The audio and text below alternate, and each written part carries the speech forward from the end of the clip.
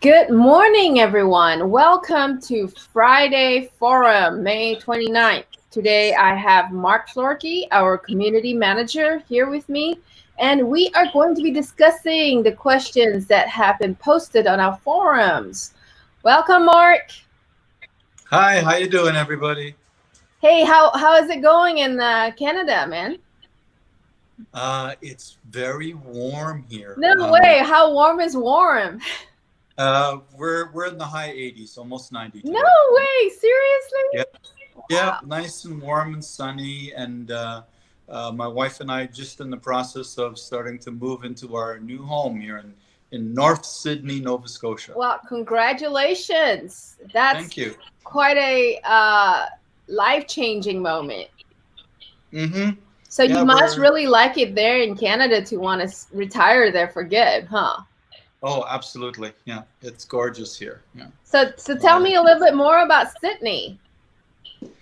Well, Sydney is the port city of Nova Scotia. So there's basically a port here for a lot of incoming goods, as well as two very large ferries that travel daily up to Newfoundland. So we are kind of other than air travel, we are sort of the last connection here to Newfoundland, which is a big island out in the Atlantic Ocean. That's just an interesting place to retire. In my perspective, because Which is a it's province of Canada as well. Still some coal mining taking place, yeah. but that was the major industry before, and now the main industry is the fisheries, Ooh. lobster fishing, cod, mackerel, Yeah. herring, that sort of thing. Oh, Some haddocks as well, right? And I've seen them bring in tuna here as well sometimes. oof. Now I know why you So want to retire there. That sounds amazing. it's good food country, that's for Oh sure. man. And I wish you the best in a smooth move. And Thank you. yeah, let's get to talking about the forums. We have an interesting one that asks about enzymes and enzymes, particularly in cake, correct? And Yes, um, so that's what, where his what inquiry started, right? and That's quite a it's long thread evolved. there. Yeah, it's evolved into it's quite an active conversation. It's really interesting. It's a good conversation that's taking place around this gentleman's bakery trying to improve their cake, and so at first I guess he must have been told or thought enzyme might be the answer, and so a few of us have been, we've kind of basically said, well, hold on, what is it you trying to accomplish? And That's true. and so he's shared his formula, and we've been working through things step by step with him and giving him ideas to try, and wait and see what he comes back with on next results before trying something else. The important thing is to not try and change three different things all at once, because then if it didn't work, you don't know what failed, and if it did work, you don't know what worked either. So um, because it's a lot of times it's only one aspect of something that functions, or what does that contribute. If we're going to increase fat, or increase fat solids might be one option, and then try that out. What does it affect? There's a lot of things to consider, because if you simply increase solids on the cake batter and now the batter's too thick, it won't deposit properly. So then you create new problems. So the thing is to try and make sure we don't create new problems, and just observe what benefit we're getting each time we make a change. I think there may be something either with the type of cake emulsifier he's using. He's using a gel. Most commonly, most bakeries are using powders today, that are a little more concentrated and a little more effective. Some of the What kind of ingredients. gel again? Do you Um, know? he just calls it cake gel. So I've asked him Okay. to let us know Well, what is. some of the most effective cake emulsifiers are in the gel form, unfortunately. Yeah. Yeah, that's why I wanted to know what it is. But I see the Oh, it conversation might. happening. Yeah, and that's great. I want to do a shout out to Ziwa in participating and helping out. I think that Yeah, those it's are been great great. points from you and Ziwa. And this is an example on why I want people to get onto the forums is, I obviously don't have time to go in depth into helping people. And I really appreciate the community coming together to do this for Khalid, and those are real time, real world problems. So for the bakery industry. So if you are a baker and you want to join into this conversation and help out, please do so. It's in the cake processing thread, and it's the one titled Using Enzymes. I believe the more people jumping in to help with the conversation, the faster we can get Khalid to a solution. Exactly. The I more don't want ideas you. we I have, don't want the it to better. be all falling back on you, Mark. All right. So next question is really interesting because it talks about finding the perfect chocolate cake. And and NGE. oops. Okay, so tell what did this person do? What is this person looking for, Mark? Well, from what I recall, it started out the post is he posted some examples of some commercial cakes and pictures of them. So we're sort of asking for a little more, clarification from him on his objectives. And because I mean, cakes for chocolate cakes will generally fall into two basic categories, and one would be a sponge cake, which would be based on an egg foam and has very little fat in it, has a very short shelf life, is usually done only for very fresh, in-store production and things like that. And the other that we see a lot in North America and in commercial processing is the high ratio cake. Called high ratio because there's usually more sugar than flour, and there's a very high amount of fat, and the fat is usually solid fat. So it's usually a typical high ratio cake might be based on 100 pounds of flour. It might have something like 120 pounds of sugar and between 40 and 50 pounds of fat, and then it might only have 20 to 30 pounds of eggs, and then water to help make it fluid, and chemical leavening, of course, and emulsifiers. So there's two. Oh, Mark, you're cutting out again. So apologies for that, guys. Because cocoa in terms of you quality keep chocolate getting cake. cut out, Mark.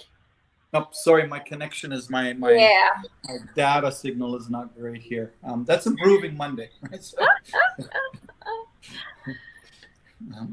So the type of what's going to make a chocolate cake great really is going to be the selection of the cocoa.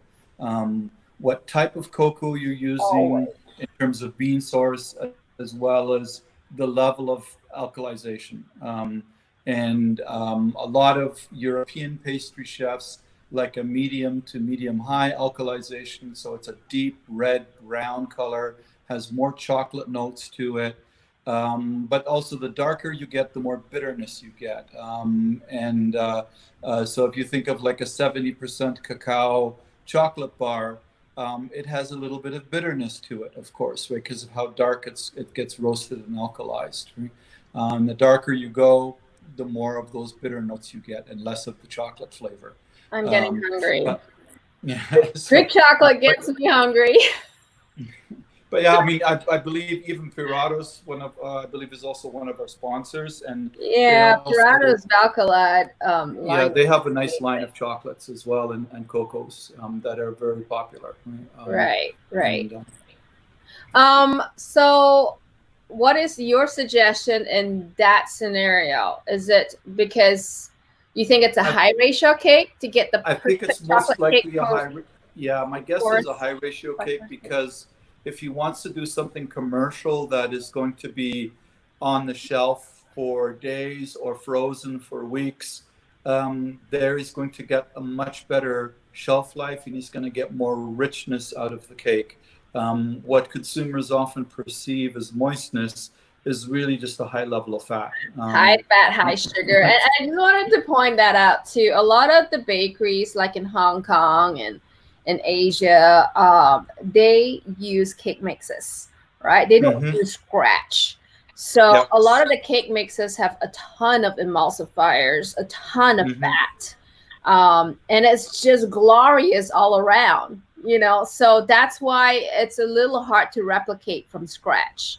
And sometimes you just have to get mixes to get that that replication of a moist chocolate cake, you know. Yes, I mean, the reason why I say that is I try to make chocolate cake all the time, and I don't have to write chocolate. I don't have to write fat amount. I don't have to write, you know, emulsifiers, and it comes up mediocre. Totally understand. Yeah, especially the emulsifiers. I mean, the cake mixes, there's a number of things that when some of the emulsifiers are so concentrated that. Oops, lost you again. Hey, Mark. I hope they're really difficult to work with in small levels. Please. Yeah, we lost you for a minute, for a few seconds. There we go. Okay. Okay. So sorry about that. So some of the emulsifiers are very concentrated and they're hard to dose on a small quantity basis or to make from scratch. So the other thing is that some need to be incorporated and crystallized with the fat in a fat system, like PGME, for example, propylene glycol monoesters. I love they need to be mixed in with a fat crystallization system to give you good emulsification and aeration and stuff. So there's all those things to consider, and if you just buy it ready in a mix, it just makes your life that much easier and keeps things consistent, and then it's easier to innovate and adjust your flavors and things like that from there. I've used cake mixes a lot for a long time, and you know, of course I also worked in a mixed division for 14 years, so you have lots of experience. Yeah. Yeah, okay, so next, I wanted to go on to another thread, a completely different thread altogether. It's about bread. And one of our participants, Michael, owns a mini bakery in Nigeria where they produce mainly sweet white loaf pan bread that's sliced and, wow, 11% sugar. So, and he complains that the bread comes out plain tasting. They would like to enhance the taste. What can we do to achieve this? So again, Ziwa and yourself were really into this participation. So how do you summarize this discussion? Well, I think it depends on, there's different approaches as far as what he wants to do flavor-wise. Does he just want to incorporate other flavoring ingredients like spices or things like that, so that, you know, if in an area like Nigeria, I'm not as familiar with the cuisine and stuff, but you know, if it's anything like Ethiopia and stuff, they like things spicy. They like lots of deep flavors of roasted, I get it. Yeah. So white bread, right? Really, so that might work for him. And you know, that was something that Ziwa was suggesting in part of the conversation. And the other part of it is pre-ferments. So is it true the bread there is mostly Chorleywood processed? Could be. I'm not sure. It depends on the region, right? Yeah, Chorleywood process, if you guys don't know, it's a form of straight dough. So it has zero fermentation. Yep. It goes really, really quick. Yeah. Yeah. So this discussion, did anybody ask him if he used salt? Yeah, reserve. Please, there we go. Come on, please. Yeah, I think you need to figure out if you might increase the level of salt to get a better flavor. But I agree with you. It's a lot to do with the pre-ferment, if you can even add some pre-ferment in there. Yeah, and if he just sets aside, like if he just makes his batch 10% larger, and just throws that in the retarder and adds it in the next day, and that way he just has to increase the batch size once, and he's adding that 10% of pre-ferment every day. That'll give him some nice fermented, almost like beer-like notes, right? Absolutely, that's correct. And if you follow Mark's advice, go to our page on Pate Fermente, and you should be able to understand what Mark is saying. More of that. So even 5 to 10% is going to give you, if you pre-ferment 5 to 10%, it's going to give you an amazing flavor. Yeah, it's actually very commonly done in the donut industry for like the guys who produce for all the catering trucks and stuff like that. It gives them it also helps them with shelf life a little bit too, but it gives them that nice fermented flavor in the donut, in the yeast raised donuts. Correct. Okay, let's move on to the next discussion, which is really intriguing to me because it talks about preservatives and mass production of bread. It started with the calculation of weight, and everybody agreed that it's flour weight. And there was an ending question from Ziwa on the following. Is there a possibility that citric acid contains traces of Aspergillus niger as an impurity of production? And can it contribute to bread mold growth with products of high water activity if used to increase the acidity of the dough? So, do you want me to go first, or you want to go first? Sure, you go ahead. Yeah. Okay, so citric acid, if you use that in bread dough to improve the acidity of the dough, firstly, it should not contain mold as an impurity, mainly because mold will not be able to survive in that kind of acidity, and citric acid in its solid form is probably less than 0.4 in terms of water activity. So the mold that you're going to be finding on bread is always coming from the environment. Okay, because after when it gets baked, it can't survive the kill step of the interior temperatures of bread. Okay, so basically it won't come from the citric acid. If you're using citric acid and you're getting mold, it's just because of the external contamination. Okay, so Mark, what do you think? Is that a correct I agree. diagnosis? I understand where Z was coming from, because most citric acid today is produced through fermentation. However, in the processing, once the fermentation process is done, and when they start to dehydrate it and everything, to your point one, there is not enough moisture there. The pH is so low, it's typical 4 or below, and it's actually cooked off, so to speak. So it cannot survive. And yes, 100%. The issue with mold growth in breads is going to be contamination. If you have the kill step going, you're in the oven at 200 plus degrees most of the time for at least 20 plus minutes. And as long as you're reaching a 200 degree Fahrenheit in the center, which you should be, nothing's really going to survive unless it's some sort of wild yeast spore or something, which will give you rope, which is a whole different scenario altogether. No, right. And so yeah, it's always contamination. There's been some things floating around on the internet that sort of started to crop up in relation to everything with the COVID-19 virus, and trying to encourage people to wash their hands, where it was showing just it was like a high school experiment, just taking simple slices of white bread, where you touched the bread with your hands unwashed, you touched your bread with just having used sanitizer, and you touched the bread having washed your hands thoroughly, and then they left it for like a week or something like that, and you could see the huge difference as to how much mold grows, and it's all from contamination. Every time when I read these, to digress very briefly, is always reminds me of a story of a contact I had who was complaining about his flour being bad, because a third of his cakes were getting moldy all the time. And I said, well, if it's only 1/3 of your cakes, it's not the flour, right?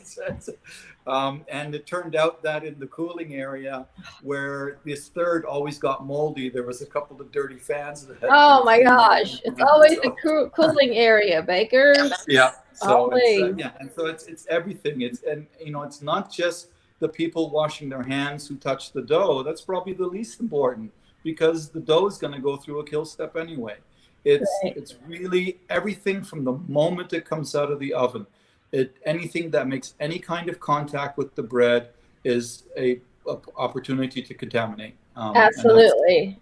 Hey, do you remember a few years ago on social media they showed like McDonald's fries that never grew any mold, and then like a burger place around the corner, the fries was already molded within a week? Have you ever seen that on social media?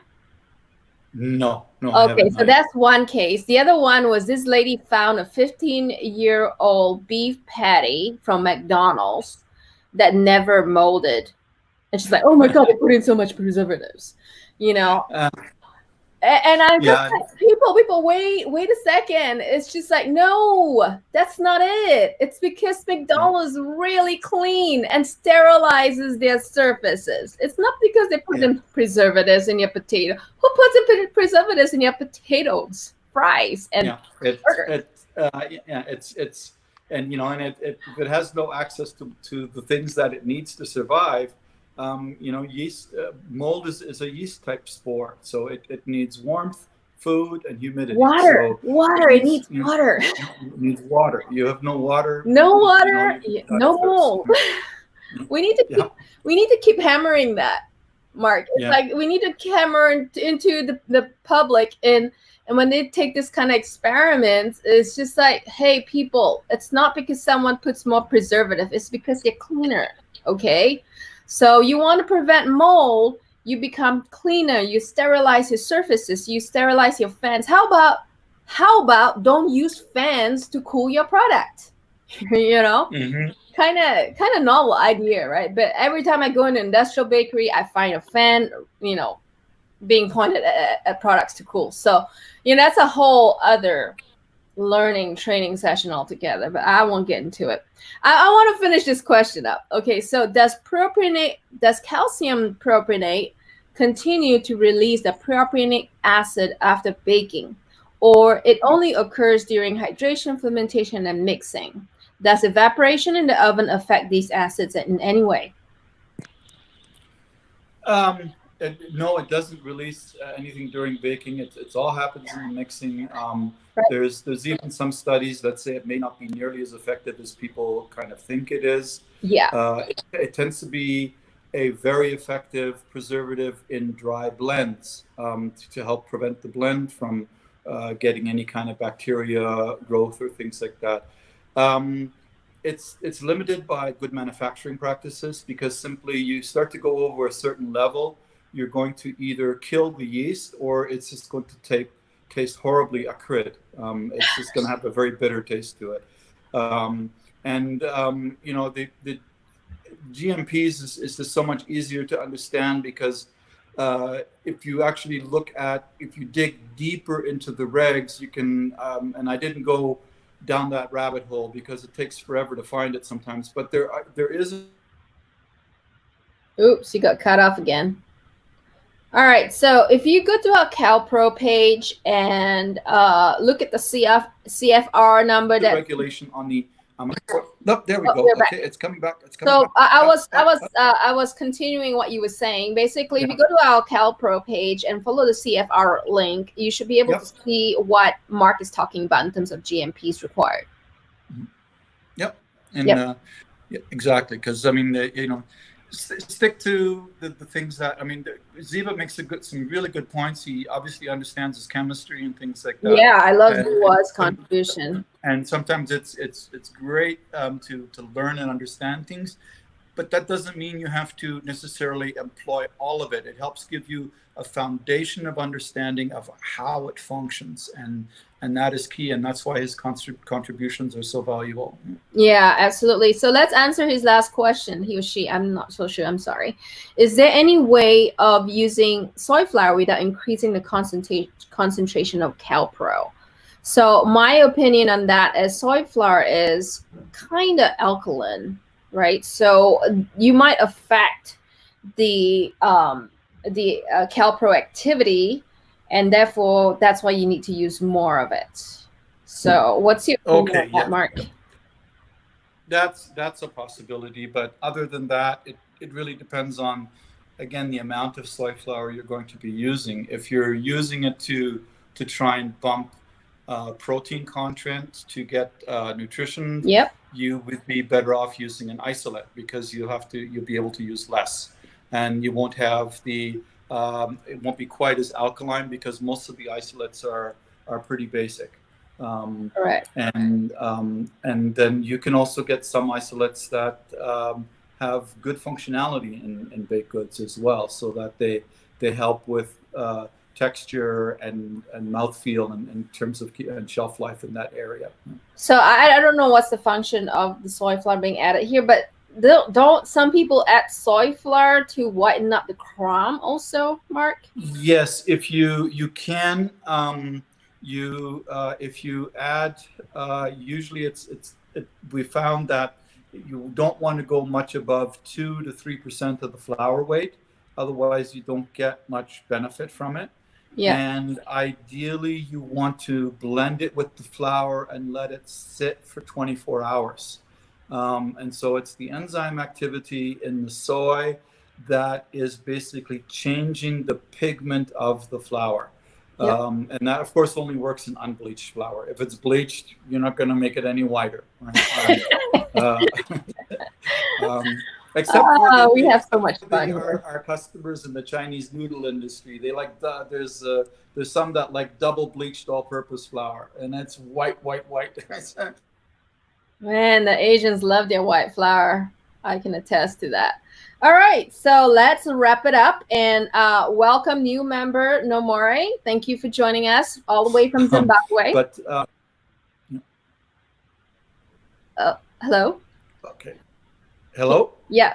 You going to say something? Yeah, it's commonly used in the soy flour in the baking industry, where clean label is desired to get a little bit brighter crumb.